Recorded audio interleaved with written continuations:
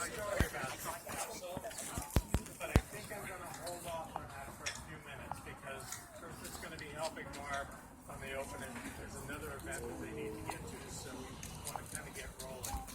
So, hope you enjoy the program today. We'll make sure that we thank Papa Novers for their birthday cake. And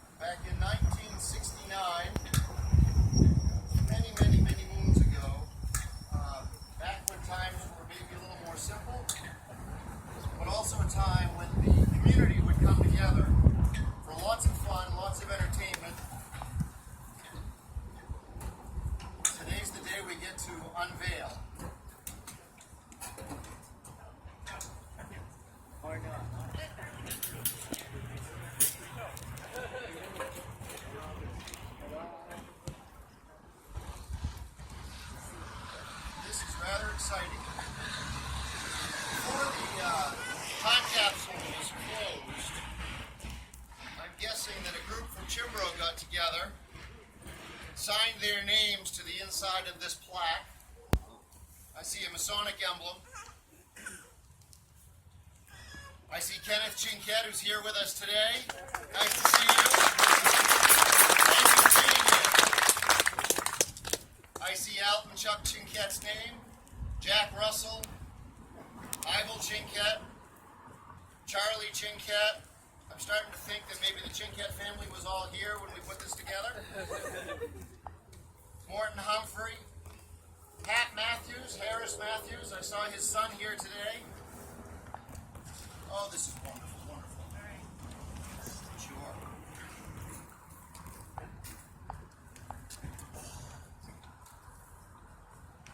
So some of you may not know me. My name is Michael Lynch. I moved here in 1966 when I was about this big. In 1969, when the sesquicentennial was getting started, my dad happened to be the president of the Kiwanis Club. So I had a chance last weekend to sit with him, help me understand what was going on 50 years ago in this wonderful town. Some of you may remember, some of you may not, but the Kiwanis Carnival took over Main Street. They got special dispensation from the state of Maine to shut down Route 100 and had the entire carnival happening there. So there was no way to get back and forth for 3 or 4 days while it was happening. The gentlemen in town were asked, or maybe they were required, to be a part of the Bearded Brothers group, and they had to get a certificate. This certifies that Sanger Cook was a member of the Bearded Brothers. It was signed by Burton Hammond and Ralph Gould, gentlemen that I knew well in my childhood. Sanger Cook was the author of the Pittsfield on the Sebastian Cook book that many of you seen inside. Burton Hammond was an insurance agent many, many moons ago. And Ralph Gould, whose daughter is here today somewhere, I saw earlier. There she is. Hi, Lenny. Ran the Montgomery Ward, among many other businesses in town back during the day. Now, for those that were not able to be a part of the Bearded Brothers Club, there could be 4 reasons why you may not have been able to be a part of the club. Maybe it's a physical impossibility. possibility 50 years ago to grow facial hair. Maybe your wife wouldn't let you. Maybe you were afraid to spoil your good looks, or the boss wouldn't allow it. So if you were not part of the Bearded Brothers Club, you had to pay a fee to be part of the Smoothies Club. Is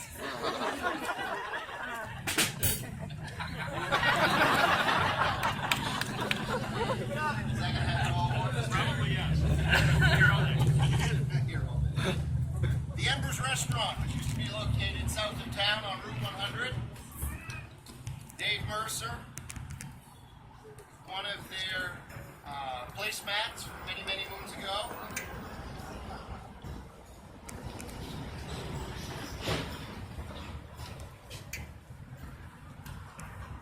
The Sesquicentennial Bells. Who can tell me about the Sesquicentennial Bells? Was anybody here back 50 years ago? I was 7. Maybe Chief Cat may have been one of the members.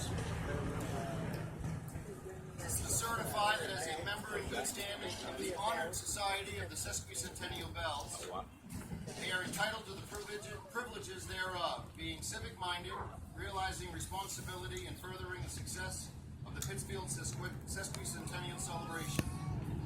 They were wearing membership buttons at the time.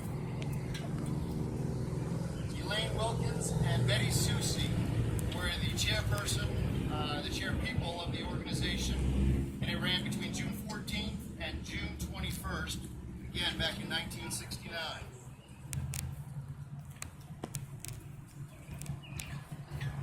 These were some of the posters of the celebration back on Saturday, June 21st. Parade members. I'll leave all these things to be on display for people to see themselves. The Grand Marshal of the parade, the Maine Army Guard, an auto truck that was donated by Friend and Friend Oil of Newport. The Anna Temple Shrine Band was here to play. Frank Hessdorfer brought his Model T runabout. The Queen candidate of Joyce Allen. Another, Lorna Boober. There was another Queen candidate. I think she's here. Carol Daly. Was Carol Daly here 50 years ago as a Queen candidate? Hi there. No, Carol Daly. Nancy McGinnis, Marion Mosier. There was some moisture in the time capsule over the years. We're not sure. We don't think water got into it, but there were several things that were printed back then. Ink was different. Quality of paper was different. There was a 1,200-page Montgomery Ford catalog inside, and I'm sure there's quite a little bit of moisture that went in with the package.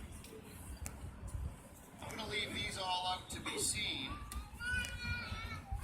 but somewhere I saw some writing on the back. There was a Sesquicentennial golf tournament.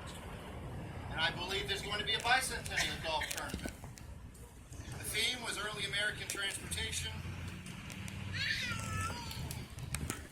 The golf tournament was open to all high school graduates and up. 3 divisions, low gross, low net.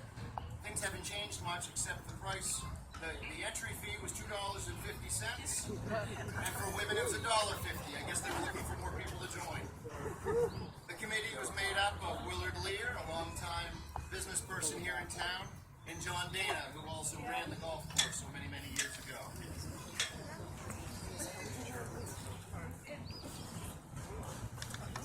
The Valley Times. Who remembers the Valley Times? Excellent. I delivered it from 1974 to 1980-ish. This is absolutely wonderful. Talking about the sophomore class picking up on cleanup day in Pittsfield. The Legionnaires are celebrating the 50th anniversary. Local firemen averting a major blaze. Highlights of MCI's graduation for the postgraduate class. Oh, this is wonderful stuff. And also, the Civil Air Regulations and Flight Standards for Pilots by Aero Publishers, donated by Alton Chincat, who is known as Chuck. Procedures safety, written exam to become a private pilot back in 1959. So these were even 10 years prior to such. Oh my goodness. There was a business on Main Street many years ago. Maybe somebody can help me with the name of it. In this picture, I can recognize a few faces. One being Bill Varney, Val Varney, Mark Bickford, Kevin Bickford, Lori Ring. It's the William Libby Varney and family from November of 1968. They lived on Waverly Avenue. Hey, I got many of them right. They were grandparents of George Edward Varney, Arden and Arlene Havey, Wendell and Eva Bickford.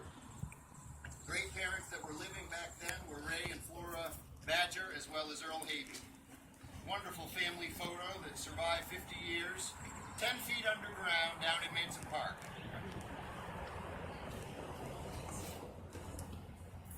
We have a Montgomery Ward catalog. Things were different back then.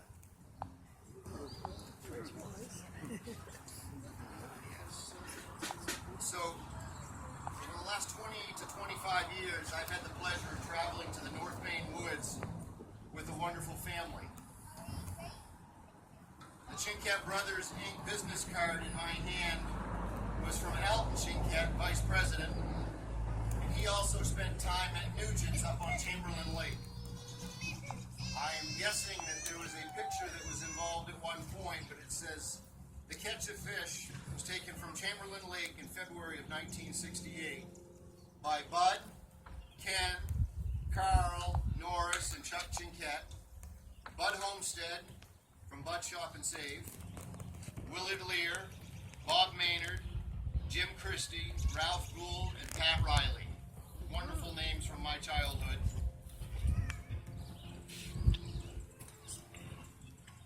This is some of the history of Chincat Brothers, now known as Chimbro. Meeting the challenge. This was, again, 50 years ago. Wonderful memories, and it's nice to see a business that continues to be local, continue to grow. Picture of Bob Desjardins, Norma Rogers, Opal Emery, Glennis Sprague, the payroll clerk, receptionist, secretary. Wonderful.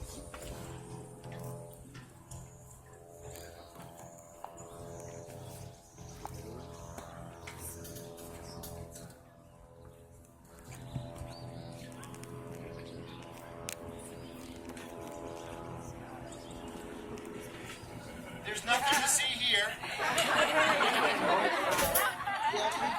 There's nothing to see here. Canadian Club. Hiram Walker and Sons. This whiskey is 6 years old. Well, now it's 56 years old. 86.8 U.S. proof.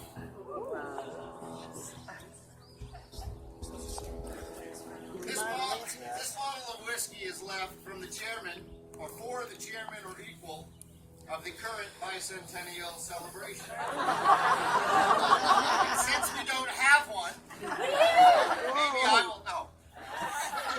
The wonderful part of this year's celebration, the Bicentennial Committee started to get together more than 2 years ago, and it worked towards what's happening today and this week and throughout the year.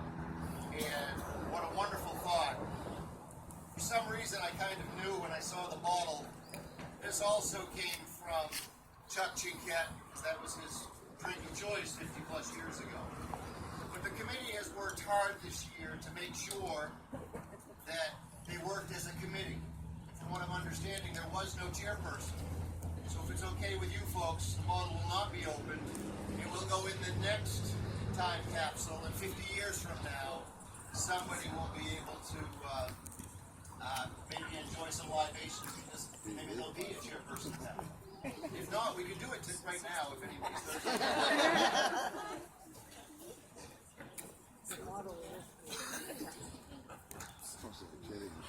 I know, right?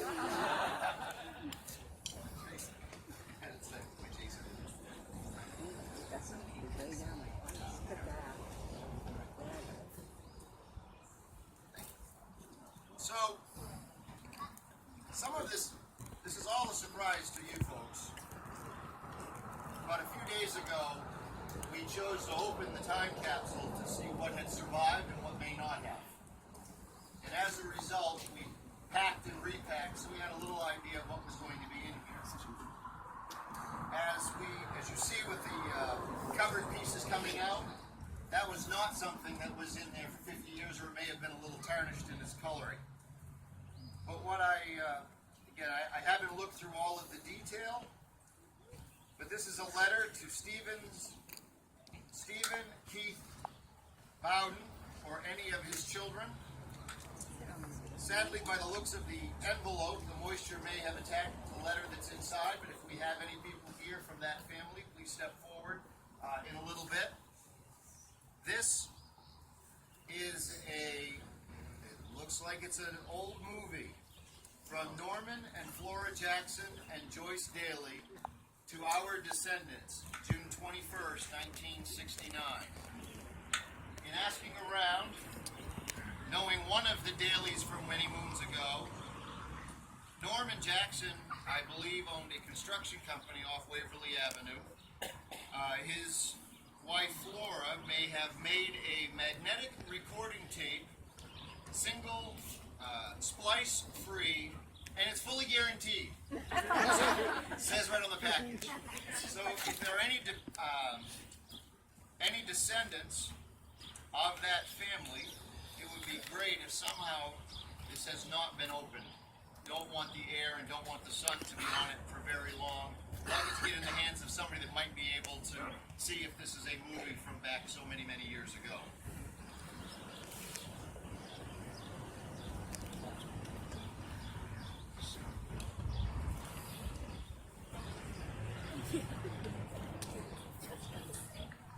More business cards from Chuck Chincat. I think he had something to do with sealing the container.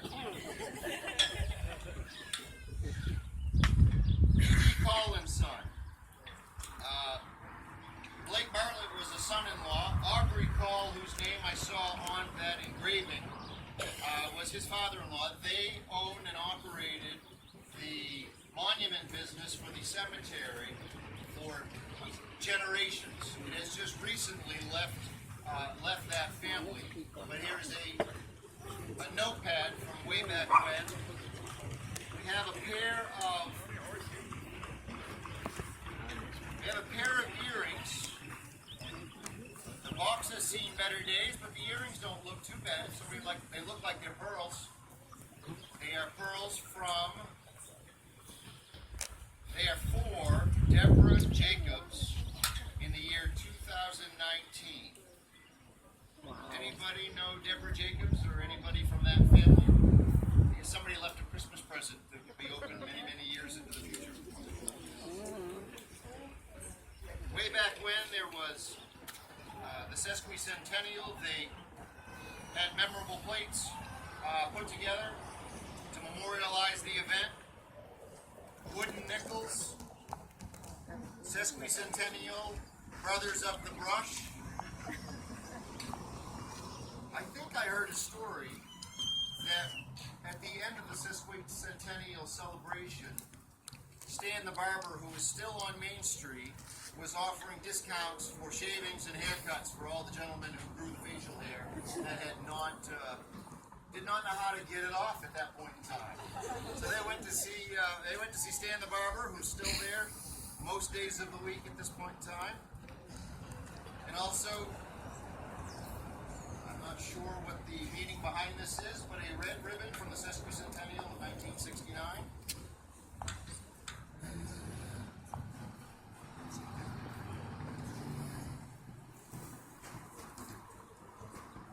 Norma Jackson again sent us a postcard. Norman Jackson, subcontractor for Bridge Construction Company, built this bridge in 1957 and 1958. Somewhere down on the ocean, because I see old lobster boats.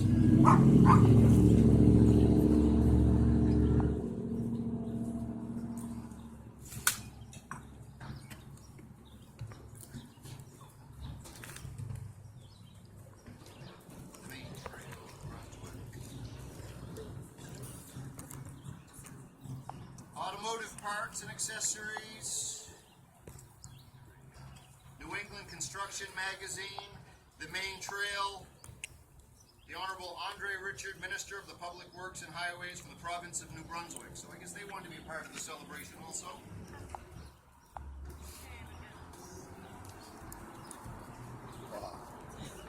We have a bumper sticker.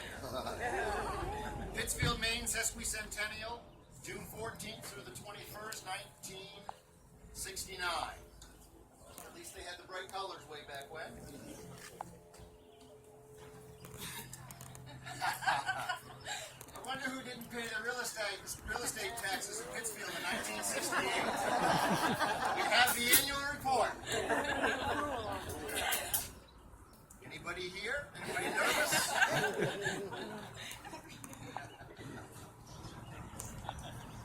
New England Construction.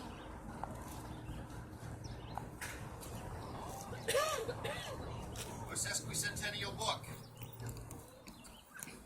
This is what was going on. They were available for $1. How much are they this year? $27.50. Letters from Jim Hannigan. He was the town manager back in 1969. Knew him for many, many years and close friends with his daughters today. Peter Gulick was the editor who worked at Maine Central Institute back in its day. Still close with the Gulick family after all those years. Oh, this is wonderful.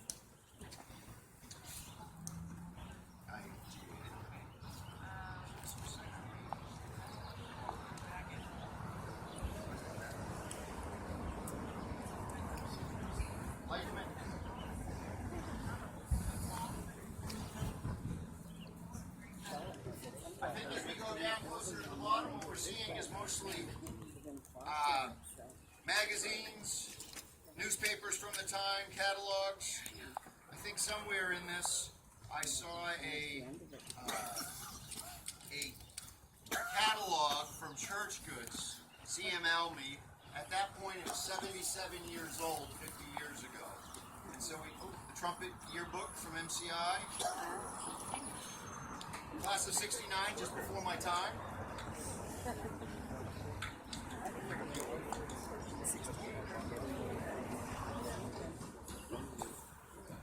Reflections. This was a time when the town had how do we say this, Jen? People were graduating from Warsaw as well as MCI back in those few years. And this is a yearbook called Reflections from the Warsaw Rebels in 1968, 1969. Some of you folks may remember those days with that.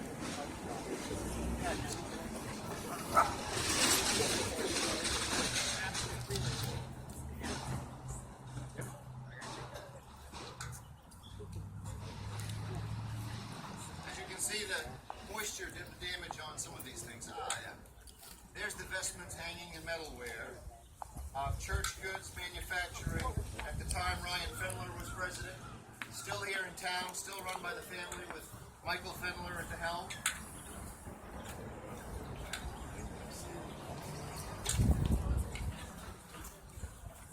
Yes.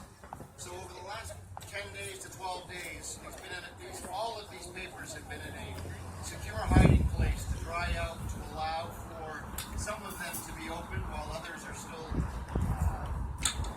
sealed shut from the moisture. I'm guessing it's the Montgomery Board. Oh, it's the Blue Book, Quality Merchandise, 1969. Anybody want to check some prices against things today? But as you can see, the folks 50 years ago wandered around to some of the businesses, some of the educational facilities, maybe a local watering hole. They tried to put together a flavor of what was happening in this wonderful town in 1969 and shortly before that. One of the things that we're looking forward to doing is putting another time capsule together. And our expectation is things that will be placed from you folks, people in the community, ideas, maybe a flip phone.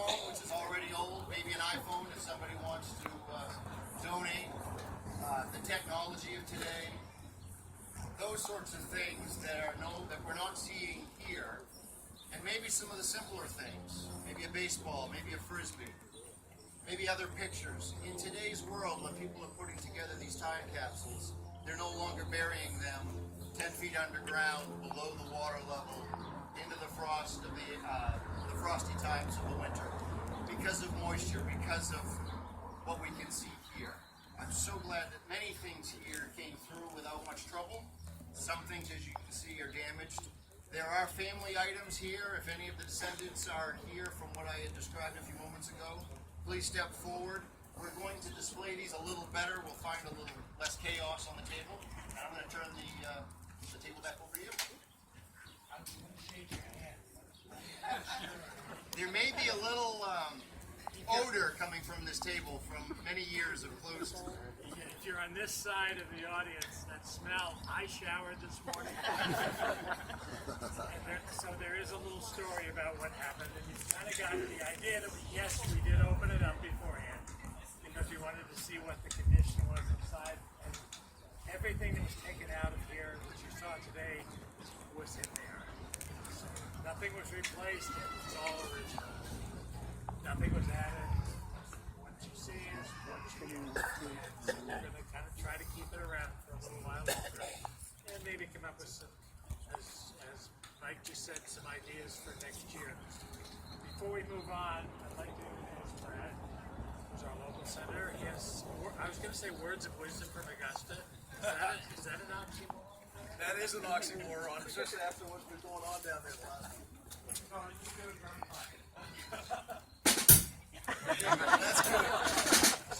Well, thank you for the invite here, and I just wanted to, Representative Strom's here as well, we were there late last night, and the Senate President delivered it to my desk at 9:30 last night, so we can turn around and get together. But just wanted to present this today. It's in the year of our Lord 2019, a joint resolution commemorating the bicentennial of Pittsfield. Whereas the town of Pittsfield was originally incorporated as Warsaw, Massachusetts in 1819, and it was renamed Pittsfield in 1824 in honor of William Pitts of Boston, a large landowner in the town. And whereas early settlers made their money as farmers, blacksmith, and sawmill workers. And whereas Maine Central Institute was established in 1866 by the Reverend Warren E.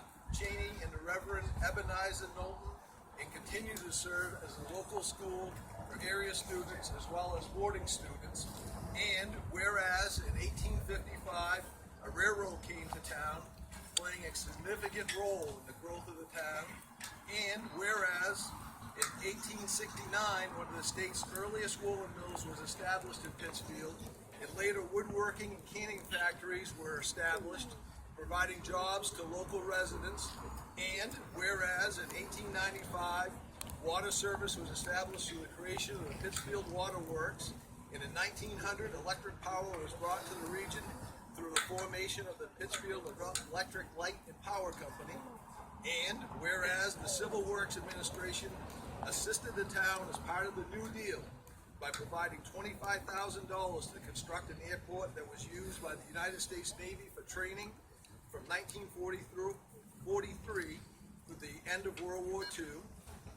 And whereas during the 1930s, Chimbro, a bridge building firm, opened in Pittsfield and continued to be a well-respected construction company, managing projects as far away as Texas. And whereas Platoma Acres, a housing development for workers, was built in 1946. And whereas Sebasticook Valley Hospital was built on Grove Hill in the 1960s and continues to provide healthcare services to the community. And whereas Interstate 95 was constructed in 1964, making Pittsfield a prime location for rest stops between southern and northern Maine, and a motel, restaurant, gas station, and shopping center in a large part remain in existence today for use of residents and people passing through.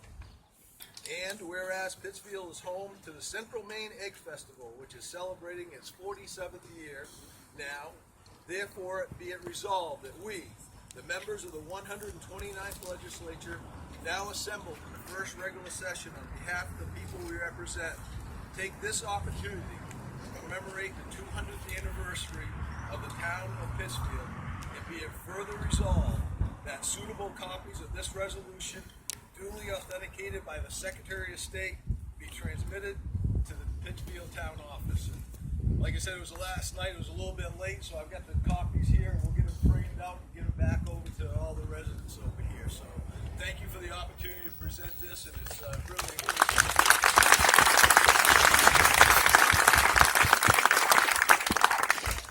I wonder what they would do if they didn't have the expression we're at. I would have been 5 minutes shorter. Okay, this is not only the year for the bicentennial, but there are a lot of other companies, a lot of other organizations in town that are celebrating significant years. We have one that we'd like to present this morning.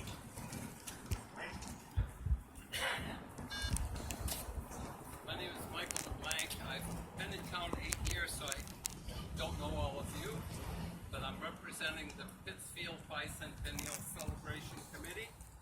And one of the head things that we have to celebrate is this library, the Carnegie Library, and is celebrating 125 years. A few years back, my partner, Rosalie Williams, and a cadre of very capable people put an addition of the building, and it's become a great resource for the community, people of all ages. It's a bustling place. I'd like to present this ribbon and certificate to Holly Williams, the treasurer. She represents a long line of very competent directors and librarians, and we're very happy to make this presentation. Holly.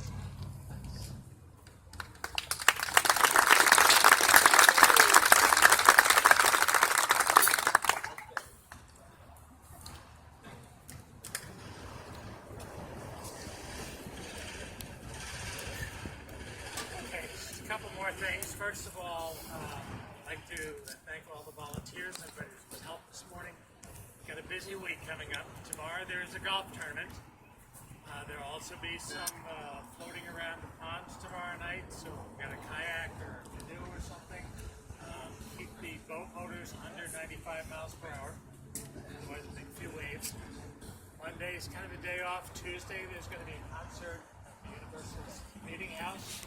Wednesday's the big day. Now, if you take a look over to the right over here, that's not the same building that was here a few months ago. And we've got a great day planned for that day. Tim Campbell is going to be here, and we'll have somebody coming maybe from Congress in Washington. They use the whereas, maybe.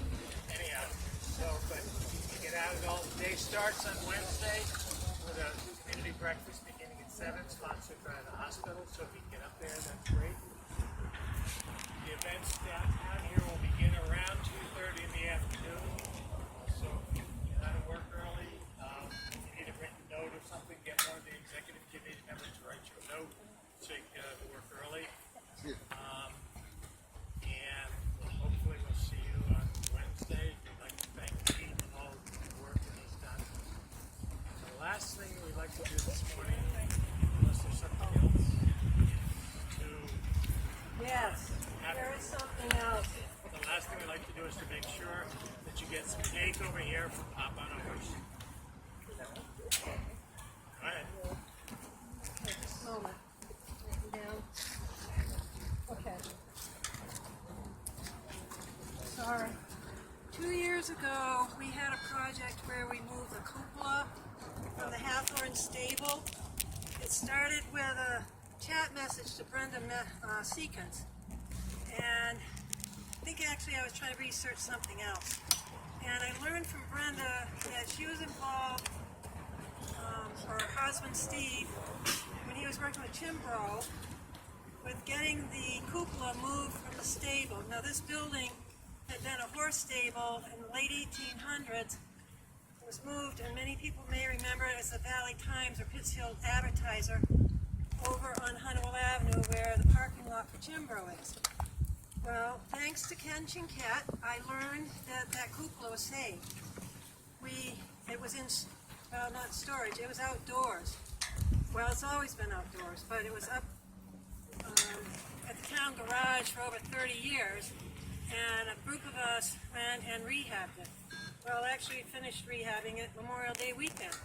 And I want to present this as a thank you to you, Ken, for saving some of our history. I really, really thank you.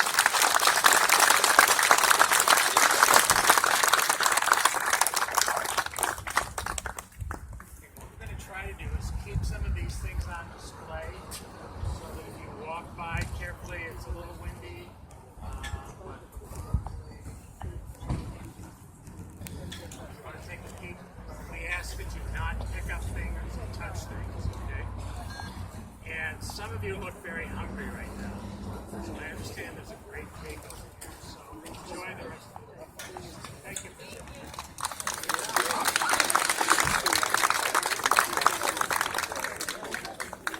Really thought we might have instead. One of the things we didn't plan for is a really sunny day, so all of you are over there in the shade. I can't say that I blame you. We have a few things scheduled for this afternoon, but to kick off this afternoon, Pittsfield has had a few interesting things. I understand, and I'm not originally from Pittsfield, but I understand if you go back and look at the record and so forth, Pittsfield has had 3 people who've been elected governor. And that's pretty significant, actually. But they've had some other famous people also. And one of those famous people is somebody by the name of Etta May Libby. Now, that name may ring a bell for you, and it may not. For those of you that came down earlier today, you were buying something down at the table where the stamps are that involved her. But her grandson, he's pretty old. No, I wouldn't say that. Her grandson works in town. Some of you know him. And Steve is going to talk a little bit about his grandmother. She had an absolutely phenomenal record and received all kinds of awards from the Postal Service. So, Steve, ready to go? All right.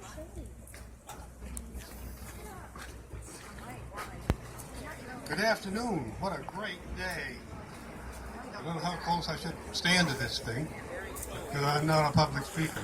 But would like to thank the town and the Bicentennial Committee for honoring my grandmother. And her name was Etta May Libby. Maiden name was Nelson. And she lived from 1876 to 1958. She was born right here in town, out off the Higgins Road. If you go out towards Skowhegan on the Higgins Road, around the 90-degree corner, there's a woods road that goes down in there, and that's where she was born and lived. Probably half a mile into the woods. And she was the daughter of Augustus and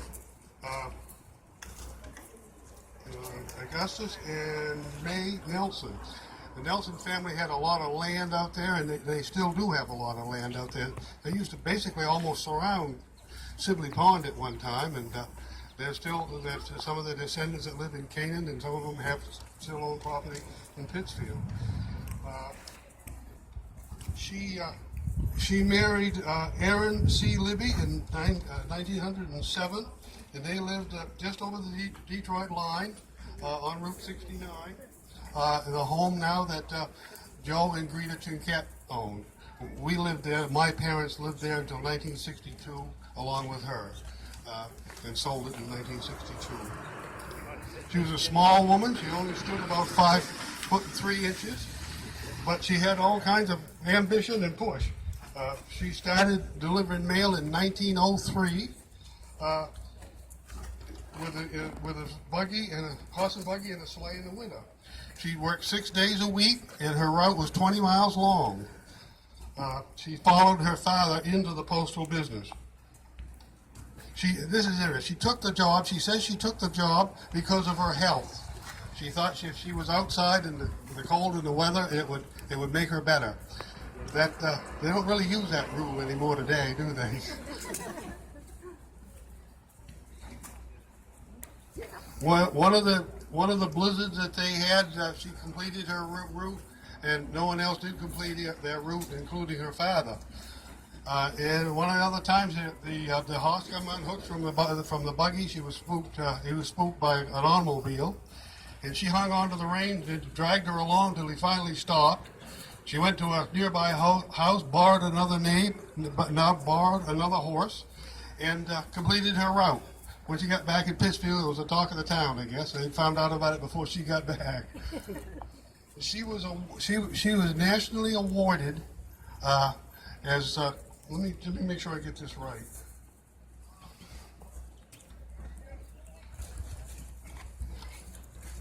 Yeah, well, anyway, she was nationally awarded by the Postmaster General. And in 1907, she married, and the Postmaster said that she had to quit because he did not believe, the Postmaster General did not believe that women should work. They should be in their home. How would that go over today?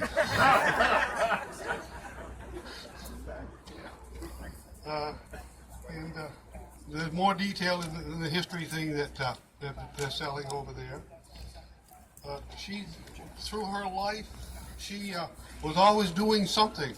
One of the things that she did,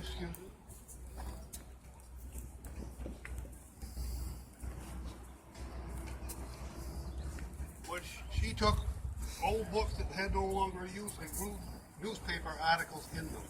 This was in the mid-40s that she did this. And this is an example of these old newspaper articles that she saw fit to save. It's really entertaining because they're all about local people and so forth in surrounding towns. And we have 67 of those books. She also was a member of a postcard company, a postcard swapping club. And we have 8 books of postcards from all over the United States from back, in the mid-40s. And we have here a lot of relatives. We got Nicole and her children. Nicole is a great-great-grandchildren. We got three graders. Ron Lambert there behind, I can see. Janet Whitney's here somewhere. My wife and my daughter is here. I can't remember their names. You got Mary White, Mary and Rick White. You got Amber Quinn. With the exception of Amber, they're all descendants of Etta May. Family picture. Pardon me? Family picture up there. All right, family, come on up. Nobody dares to defy Jane in this town. Come on up. You're gonna be in front, bro? You're gonna be in front? Family picture. You're gonna be right in front here. Okay? No, I said you gotta stand up. Put you in the front. People can be in front. It's a walk. All right. Do you want to just sit, or do you want to? You need help, Mayor? I think she'll, I don't know. She's gonna sit in the front or? Yeah. Okay. Around you with the children. Yeah. No. I didn't know Steve was busy.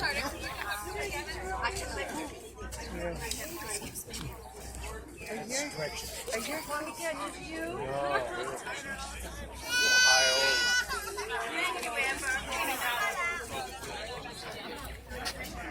I got to admit that I'm probably in pretty big trouble when I started recognizing relatives. My sister, Virginia, right there. Uh-oh. I tried to point at her for you, Uncle Steve, and you were missing Are me. you supposed to be in there, Amber? Nope. Oh, are you sure? Yep.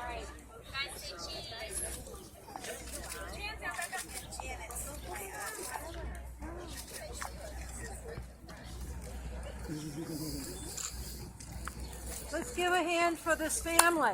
Yay!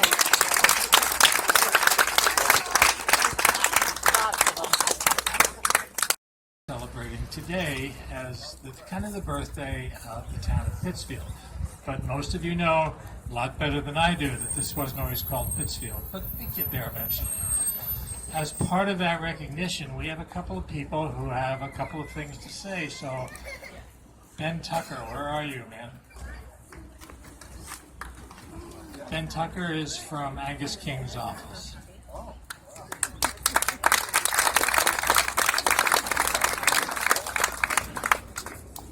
It's always an honor for me to be anywhere in the state of Maine on behalf of United States Senator Angus King. I'm one of his 7 regional representatives. I represent him in Oxford, Franklin, and Somerset counties. And I'm honored to do that because I'm a small town Maine boy myself. I come from Norway, Maine, in Oxford County. My family tree goes back for 7 generations. One of the things that I know Angus would say here today is that the greatness of America still lives and breathes, but it's not in Washington, D.C. The greatness of America, what makes this country great, and I get to witness this every day working for him in these rural counties, the greatness of America is represented right here and in the small towns and villages all across our state. This is not fake news. This is actually what has made this country great, and honestly, I believe that if we turned our cell phones off a little more and watched news a little bit less and continued to interact with our friends and neighbors, we'd recognize that it is greatness that we live in. And so to the younger people here today, and I'm always pleased when I'm at an event where there's somebody whose hair isn't gray. For the young people here today, this is what I'd like you to remember. Whether you were born in the state of Maine or you moved here, always be proud that you lived and grew up in the state of Maine. And I can tell you, and the older people here can tell you, no matter what you do in your life, no matter where you go, if somebody asks you where you're from and you say the state of Maine or Pittsfield, Maine, they're going to be envious. They're going to say, wow, I've always wanted to go to Maine, or I spent my summers in Maine, or is Maine as beautiful as they say? So never think that being from a small town isn't a great thing. I think going forward, it's going to be one of the best attributes and assets that you'll have in your whole life. So Senator King is what's called a congressional record entry. Every word that's uttered on the Senate floor is recorded and printed and put in the congressional record. Every word. That's kind of disturbing in its own right. But rarely a senator has the right to get up and address the Senate and say something special about a special event, a special person, a special group. And so in May, last month, Senator King recorded on the Senate floor remarks about the 200th anniversary of the town of Pittsfield. And I can tell you that this isn't something that he does every day. And I'm not going to read the bulk of it because it talks about your history, the history of the town, how it came to be called Pittsfield, some of the outstanding events and businesses that have made Pittsfield what it is. But I am going to read the last paragraph. And it says, "It is an honor and a privilege to congratulate Pittsfield on this historic occasion. For 200 years, the town and its residents have repeatedly demonstrated that hard work and community spirit that is found throughout Maine. I hope the residents of Pittsfield take the opportunity during this year-long celebration to reflect on that rich history and to strive to make the next 200 years as prosperous as the last. Happy 200th birthday, Pittsfield, and congratulations to all who have made this a vibrant Maine community." And as is typical, Angus signed this actually a month ago today, May 19th. Congratulations. Now on to 200 more. Thank you very much.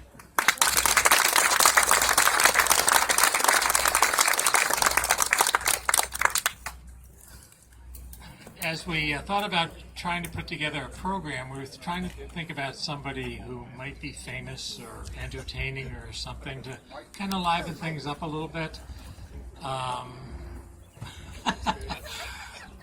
Do you want me to keep going, Tim, or not?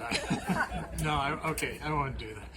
I'd like to welcome, I've known Tim for a few years now, and I'd like to welcome Tim. Tim is going to read a letter from the governor, who unfortunately called, or her office called the other day, and I guess they're still working in Augusta. Somebody told me that. So she's not here, but she did send a letter. So welcome to town, Tim. Thank you. For those of you that don't get the newsletter, I am the winner of the Tim Sample Lookalike Contest 3 years running at the Freiburg Fair. And in 1979, 40 years ago, was the last time I did a live outdoor performance, and it was part of the Egg Festival, and I was here with the Dubious Brothers, my band. We used to say, when we play in Lewiston, they call us the Dubois Brothers, but they still give us the $50, $37.50 American. But anyway, I will be 7 o'clock tonight, right over here. Be there or be square or both. So I'm very pleased. So we'll talk more about my history in Pittsfield tonight, all right?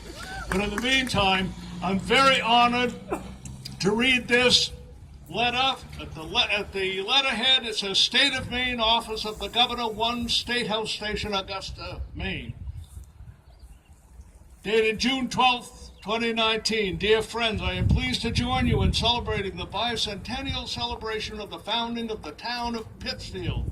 This landmark celebration is a wonderful opportunity to come together and celebrate the history of Pittsfield. First called Plymouth Gore, when settled by Moses Martin in 1795, the town was later organized as the Plantation of Sebastopol. That was 1815. Incorporated in 1819 as Warsaw, and changed to Pittsfield after William Pitts of Belgrade in 1824, as the birthplace of the 44th, 51st, and 62nd governors of Maine, and the home of the Maine Central Institute and the Bossoff Ballet Troupe. Pittsfield has made many contributions to the history of our state, and not to be forgotten, Pittsfield is the host, as I alluded to a moment ago, of the Central Maine Egg Festival, a celebration of the brown egg industry, marking its 47th year this July. Like most towns, Pittsfield has overcome struggle and enjoyed periods of prosperity, from fires and mill closures to innovative entrepreneurs and downtown investments. As a small town with city perks, including good jobs, great schools, scenic parks and trails, a friendly community, and 4 seasons of outdoor recreation. Well, one of them is mostly indoor. No, just kidding. Pittsfield truly is a good place to call home. So enjoy the time capsules open. We already had the time capsule. Laugh along with Tim Sample. Thank you, Governor Mills. Get outdoors for Sebastopol River paddling tour, and check out the many other events scheduled throughout the year. On behalf of the citizens of Maine, I wish the citizens of Pittsfield the best during our 200th anniversary celebration. I hope you to take this special occasion to celebrate your community and learn more about its rich history. And it's signed sincerely, Janet T. Mills, Governor of the state of Maine.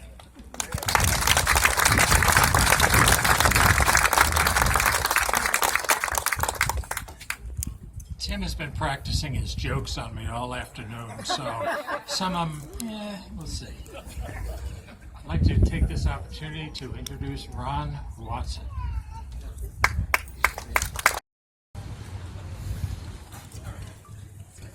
Hi, I wasn't supposed to be speaking until later, but here I am.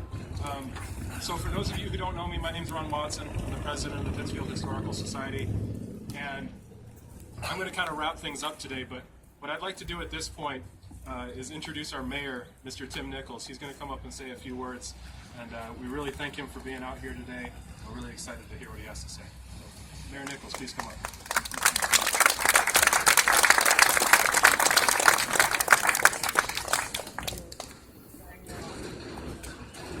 Thank you, folks, for having me up here. Thank you, Tim Sample, for entertaining and always keep Pittsfield on the back burner. We appreciate everything you've done and will do in the future.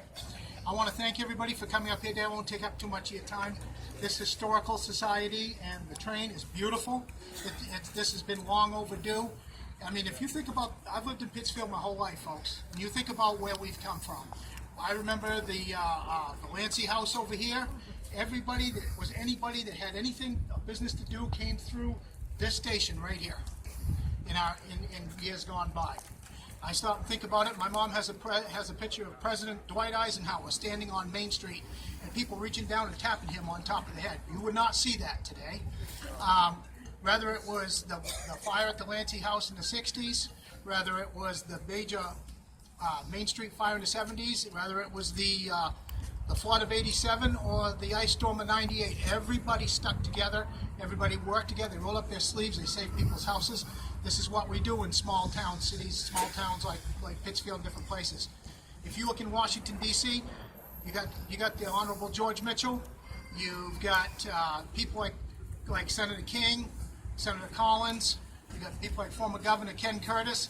All these people, they didn't come from Washington, D.C., where nobody even knows their neighbor. They came from small towns, and when they left small town Maine to go other places, look at what they've done. And this is because of the work ethic and the caring about other people in this town. I'm very proud of this town. I'm very proud of its past, but I'm also proud of its future. If you look at what we've got one of the best parks in the state. We've got Chimbro Corporation here in town, a nationally known construction company, one of the top 3 probably in the country by now. We have all these different gems that nobody really knows about, and I'm excited not only for our past, because we learn from our past and we know what our past is, but what we're going to be doing in the future. And I am very excited for the future, and I think Pittsfield is got a very, very bright future ahead of it, not because of what we do, but because of what you do and the type of people and the work ethic and the people and what they do and how they take care of each other. Thank you for having me here, and I appreciate it very much. Thank you.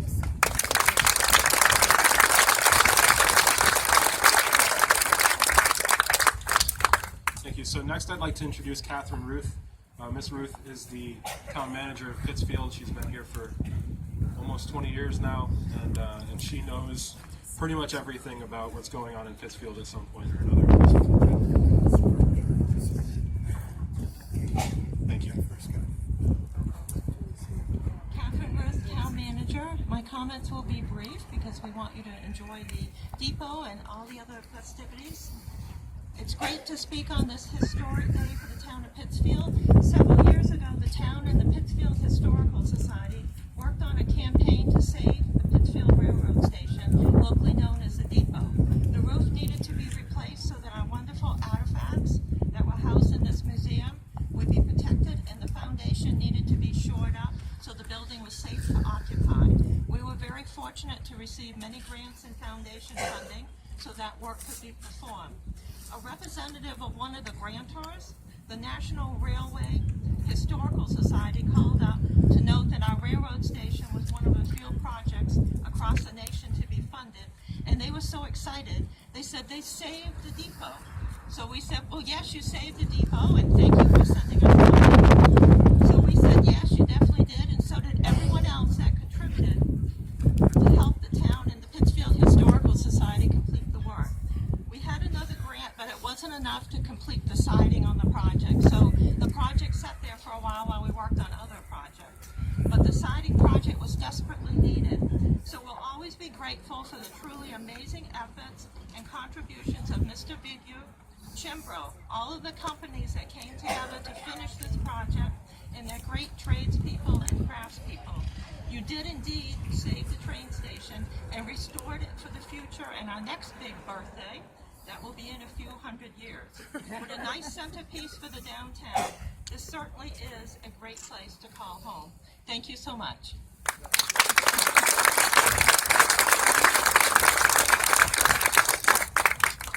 So, as Miss Ruth alluded to, the depot has undergone several renovations throughout its lifespan. The best date that we have is 1886 for when it was first constructed, and in the 1920s it underwent a major renovation where several parts of it were moved and new walls were added. And then over the next 50 years, it went through various owners and sort of fell into disrepair. And then in the late 1970s, there were a couple of groups in town that got together and really put some effort into saving the depot and restoring it to what it was before this. And one of those groups was the Athenaeum Club. They were a group of young women in town who really pulled together. These ladies wrote grants, spent hundreds and hundreds of hours writing grants, and I'd like to call one of their former members up now, Miss Carol Vigue. Please come up and if you could say a few words.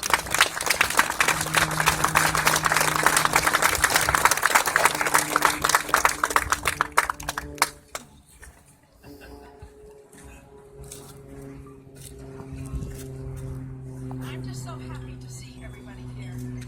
Back when the Athenaeum Club took this on as a project, in the summertime we had a committee that would meet, and our group did civic things, and we always would pick a project. But it was Brenda that reminded me that this project took 2 years. It was quite extensive. Bud Dow, who owned the hardware store, his dream was to always have this redone, the station redone. So we got together, we tossed ideas about, and we took about 3 different ideas to the first meeting in September of the club. And the club members as a whole voted, and they voted to do the station. I took a deep breath and went, ooh. I knew it was going to entail a lot of work, but it takes a village. And the people of this town rallied. I don't care who you asked or who you went to, they were more than willing to participate. Bud Dow was enormous in helping us. I give a lot of credit to Sharita Willette, who did all the grant work, and it was enormous. All that writing. The only thing I'm sad about is I understand that all the Athenaeum scrapbooks can't be found. The other 2 clubs, their scrapbooks are around. So I'm hoping when everybody unpacks that they find them, because everything is documented in those scrapbooks. Sharita did an extensive job on that too. So from beginning to end, when we worked on this station, it's all in those scrapbooks. But I have a personal, I remember as a little girl, my grandmother would take me to Waterville, and it was a treat. And we rode the train, and we'd get off, and we spent a day down there. So I actually rode this train as a child. And then it was time they were going to do away with passengers. My mother was frantic. I had a younger sister. And she said, you have to take Arlene on the train.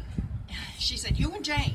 Jane was my childhood friend, still is. So we boarded in Pittsfield, rode all the way to Newport, where Mom picked us up. And of course, Arlene wanted to try everything. So first thing she said, oh, I have to go to the bathroom. I said, okay, that's fine. And she comes back, and her eyes are the size of saucers. I said, Arlene, what's wrong? She said, I opened the lid, and all I could see was tracks. So then the station had another meeting to me, too, because my grandfather was the postmaster, and then my father worked at the post office. And the post office ran 7 days a week, even though the windows weren't open. So Cecil McLagan used to come every Sunday to the train station and pick up the big canvas bags of mail, then bring them up to where the post office used to be, and Dad and I would run them through the canceling machine. Actually, I did the canceling machine, which probably I shouldn't have been, but it's okay. And I had this little wooden box that Dad made, and I stood on it. I canceled the mail, and Dad would sort it and put it into the boxes. But I have to tell you now, I am overjoyed with what we see now. They have taken a diamond in the rough, and they have shined it up and made it a beautiful jewel. And I thank everybody in town that's helped and been a part of it. So enjoy.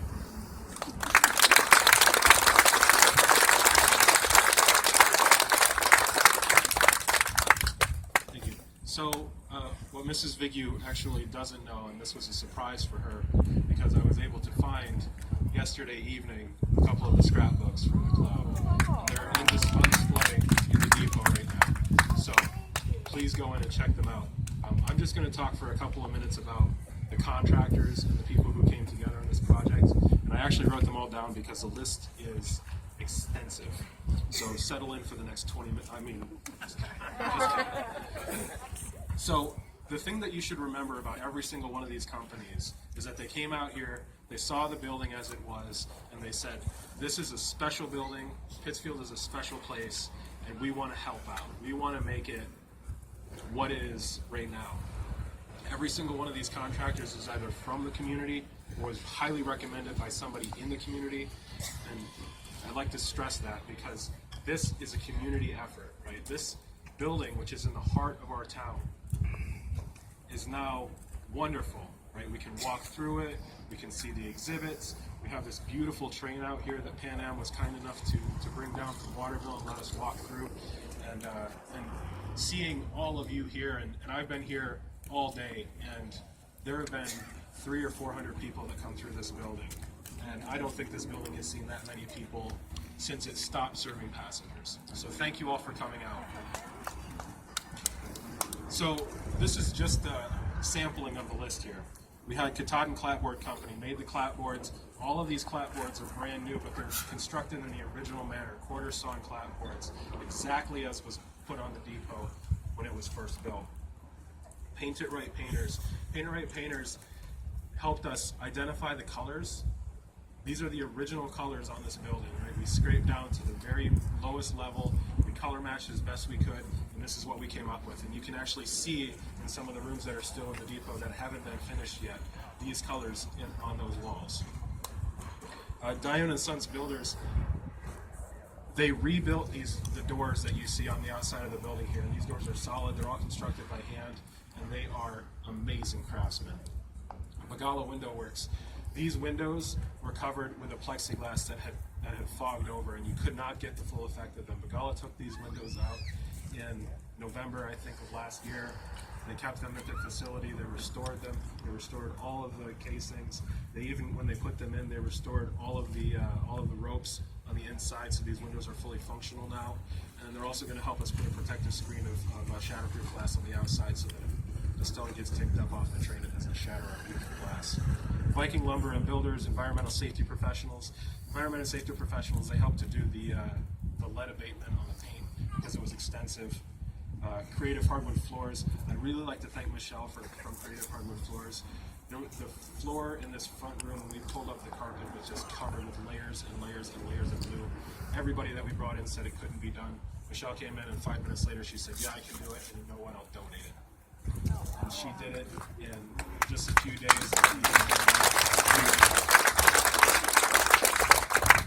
Da Vinci Signs LLC, these signs are all brand new, and they look wonderful. If you look on the other side of the building over here, there's a few more signs, and then down on the other side of the tracks, there's another sign. So no matter what side you're looking out of a train, you can see that this is Pittsfield. This is Pittsfield's Historical Society. Snowman Construction, Hydro Grass Corp. They replanted and leveled all of the ground on the other side of the depot. It's all brand new grass there. It's going to grow up, and people will be able to park there, take picnics, do whatever they want to do. Very excited about that. Jordan Equipment, Ed Porter did work on the roof. S&G Construction, ABM Mechanical, Twin Cities Sheet Metal. Nitro Trailers was kind enough to donate this trailer for us to use as a platform so we could speechify for you for a couple of minutes. We really thank them for bringing it out this morning. And lastly, Chinbro, their expertise, their support of this project, it could not have been done without all of them helping out every single day. All of the guys coming, I just can't thank them enough. So thank you for listening to me talk for a few minutes. I really appreciate your time. Please go through the depot if you haven't already. Look at some of the artifacts. We have thousands of artifacts in storage, and we're going to be presenting a variety of exhibits for you over the next several years that tour you through the history of Pittsfield, let you meet the people from the history of Pittsfield, and really give you a sense of the amazing place that we call home.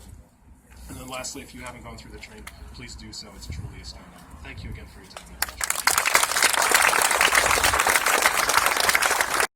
And he talks a lot, so please listen to him for a few minutes. And I listen to bad jokes from comedians. I'd like to thank you all for coming out today. What we've tried to do as a committee is we've had activities spread out throughout the year, not just 1 or 2 days. So we still have a few things to do. We have a concert on Friday night, and I can warn you right now that concert has been moved to the Universalist Union Hall. So Friday night's concert will be inside because they are predicting rain on Friday. But there's some other things that are happening also, and where'd she go? Without, most of you probably know already, but something to really look forward to on September the 8th or whatever that Sunday is. The Cheese Festival, the Maine Cheese Festival is coming to Pittsfield. Right? That is going to be a huge day. Are you still looking for volunteers to dress up as cheese fairies? Okay. Not here. Okay. Yeah, okay. But that's going to be a huge, it's going to bring all kinds of people into town that day also. So they'll get a chance to see a lot of the things that all of you have done to make this a really lovable community. Thank you for coming out today. Enjoy the rest of the day. I want to echo what Ron said also. If you haven't taken the walk through the train cars, please do. Phenomenal. Absolutely phenomenal. Have a great afternoon, and hopefully we'll see you on Friday night.